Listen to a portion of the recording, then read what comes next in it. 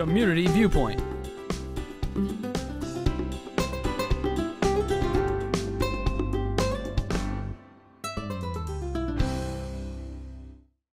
And welcome once again to Community Viewpoint. I'm John Pawlak, your host for this segment. And do I look a little bit tanner? Oh my God! We were in the Key West and the Florida Keys for a week, and I think you want to bring the white level up a little bit here, fella. But anyway, it's good to be back, and welcome to everybody who's watching. We're going to be getting into the hotter time of the year. We're taping this at the end of May, and I think it's later today the heat is starting.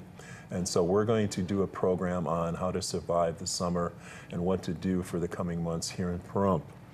And for this program, we have Lieutenant Kevin Clickner from the Fire and Rescue from the town of Pahrump, the lovely town of Pahrump. We still have that part of the town, thank goodness. And then, Lieutenant, what are your duties? My duties are basic day-to-day operations for the fire department, overseeing the crews and handling the office portion of that from day to day as well. Respond to calls as well. I'm a paramedic still, firefighter, and also driving the apparatus. I see the trucks a lot of times going to Vegas. They're not going to the casinos or anything. They're doing a lot of runs to the hospital. They're doing their part, taking patients from the hospital here as well to higher level care in Vegas for different hospitals. I don't know if the folks out here realize how many times I've seen the ambulances on the way going to Las Vegas. So there's a lot of times you're bringing people in there for a higher level of care. We really appreciate that, and it takes a big toll on our equipment. But we're going to be talking about one thing that's coming up really quick is something called the burn moratorium. So during the winter months, we're able to burn some of the things we have at home. I think it's, what is it? We're able to burn refuge, weed abatement, things like that. Agriculture and yard refuge. There's not too much else we're not supposed to be putting in there, like plastics, anything toxic or anything. No. But when it starts getting hot, we have to put an end to it. And when would that moratorium come into effect? The moratorium is going to come into effect the 30th of this month, May 30th. No longer be allowed to burn. So no more until basically probably October, November again, when it's cleared that we've decided that you can burn again. And there's dangers of doing it in the summertime more so than the wintertime, right? Yeah, the summertime burning, obviously the ground becomes, all the weeds and grass on the ground become more dried out. You're easily ignitable, and the air quality as well. Oh, definitely. So we give that a break for the summertime. Yeah, we should stay in because of the air conditioning and whatnot. But so this is not something that just happened. This happens every year, right? Yeah, this is an annual thing. We try to follow the Forest Service's burn moratorium as well for the higher altitudes. This year we're going to do it a week earlier because we've noticed that the ground's become drier in the lower elevations as opposed to the higher. Even though you may be seeing that it's raining up in the mountain, we're not getting the moisture down here lower. So right. And up to a couple days ago, I thought I saw snow yet on Mount Charleston on top of it, yes. So that's an oddity too. So there's a lot of moisture up there. Yeah, they're still getting it, but it's sticking to the mountain level. Yeah. So what are some of the things that can happen in the summertime when the weeds dry out and stuff? What do we have to watch out for if we're driving or working outside? Basically, as it dries out, it becomes easily ignitable. The example we talked about the other day, someone was working in the yard welding, and the sparks from the welder caught the grass on their property on fire, and it jumped across their entire property in a matter of moments. And they weren't able to quickly put it out. They didn't have a water source readily available. So we got there and we were able to finish putting it out for them. But it could have went up to their house. They had weeds that went up to the house, and it quickly spread. It could have cost the structure as well. Yeah, it's a very serious matter. Now, when you do have the burn permit, you need to have a water source, like a hose, And then you're supposed to keep it's supposed to be in a barrel of some sort, and it's supposed to be covered so you don't have ashes flying out. You can do the burn barrel, or a lot of people still do a pile burn, but Okay. you want to make sure it's a adequate distance away from the structure, your water source is able to reach it, and it's a small manageable pile.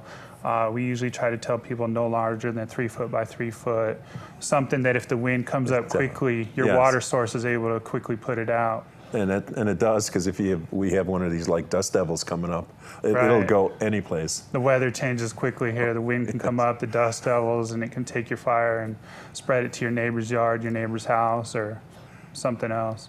And that's very critical. Anything over 5 miles an hour. 5 miles per hour. We tend to shut it down for the day. If you call in, we give you the update by 8 o'clock in the morning. Usually is the recording is updated on whether you can burn for the day or not. And it's on your own also to notice the weather's changing and shut it down yourself, because you're not going to call in again and notice that it's been shut down for the day as the wind comes up. So use your own judgment. If the wind starts coming up, if you're going to be done for the day, make sure you put water on the fire and put it out. So basically, in the summertime, rather than doing the burn, we'll be able to pack up our yard waste and other items, put a tarp over them, and then haul them off to the landfill, which I know it's the best thing to do, because it's safe and it gets covered all the time over there. Right. I mean, it's in a controlled environment then. It's not being blown across to someone else's yard, out of your yard, and you don't have to worry about it being a combustible pile that something else could ignite it as well. And unfortunately, I talk to people from Pro Valley Disposal, and they're always picking up on mesquite between 160 and the landfill. So make sure if you're bringing the stuff over, please put a tarp on it, and make sure there's something in the back of the vehicle too, so it doesn't just blow out the back of it. So. Anything else we want to talk about in the summertime? Concerns we'll have to how we can better exist here in Pahrump? What should we be watching out for? Watching out for the heat. Numerous times throughout the summer we have the high heat warnings. Try to do all your activities early in the morning or early evening or later in the evening. Right. Stay out, stay hydrated. Any existing medical conditions could become worse by staying in the heat. In the wind, stay out of the wind. People with respiratory issues could be worsened as well. So best advice is stay out of the wind, stay out of the heat for the summertime, stay hydrated. Which reminds me, with the cooler nights, which are going to be ending soon, we had windows open and there was a nice breeze coming through. But a couple weeks ago, somebody was burning something in the near area, and it didn't smell right. And probably a half hour after that, we were both sneezing and wheezing and stuff. So whatever they were burning, there was something that was in there that was not supposed to be in there. Right. Yeah. And that's what we try to cut down on as well, is the inappropriate burning of trash and any other waste items that they're burning. The burn, I mean, even in the burns, it's strictly to yard vegetation, grass, weeds, light trees that they've cut down. So no processed woods, no 2x4s, 4x4s. Yeah, because the process building materials. Yeah, because you're going to have different chemicals in the processed woods, the particle board and whatnot. So those are carcinogens. You don't want to inhale that. So what else would we be worried about in the summertime that we wouldn't in the winter times out here? Overexertion, naturally, unlike you're saying. Exertion during the day, doing your outdoor activities, what you were doing now, and try to do it in the cooler parts of the day. It goes for your animals as well. They're just susceptible to the heat. Make sure they're hydrated. Don't lock them in your parked car, and don't lock anybody in your parked car in the heat out here. Make sure you take them with you inside. Okay. Yeah, it's interesting. Well, there was just a picture of a dog that was locked in his car. I was just looking on the internet, and he was a smaller dog. He was on the back, by the back window. They were saying he was pooping on it. So good for the people who locked him in there. Yeah, I mean, they're just as valuable as a human life. So yeah, you don't and people do that. Yeah, the temperatures inside your car become a lot higher than the outside temperature, and there's no movement of air or anything, and they don't. The animals and small children don't have the ability to shed the heat as well as adults do. So I might as well show that picture. When it gets really bad, we're going to show you what it looks like in conditions you'll have to wear a mask and a hat like that in the middle of summer. But then that could also be a picture of me at Burning Man last year. So there's some people that go out there and actually put them in harm's way for a week. But anyway, you don't want to do this. You don't want to get to that point that you need to. You don't want to have to do that. Yeah, because there's plenty of people, there's older people like myself that are, that I don't need oxygen, but there's plenty of people who have issues with their lungs, and this just exasperates that. And then, For sure. And then once again, the monitors are on throughout the valley also. Let's show that picture again.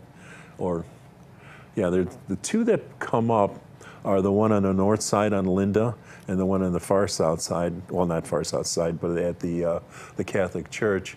If you're looking to find out what the air quality is, you can go on to the NDEP, NDEP site, and you can just look at prompt air quality to find out what our air quality is in the town. I happened to do that this morning, and that was in the picture there, and they were both reading all green, so the air quality today is good. It's not really windy out there. No, the winds are relatively low today. Yeah, so that's good for us. So anything else we want to look at with the coming warmer months that we should be concerned about? We always have somebody on hand with the fire department, right? Yeah, we're staffed nine people per day, 24 hours a day. So we're always able to respond to emergencies, fire, medical, just any other kind of rescue.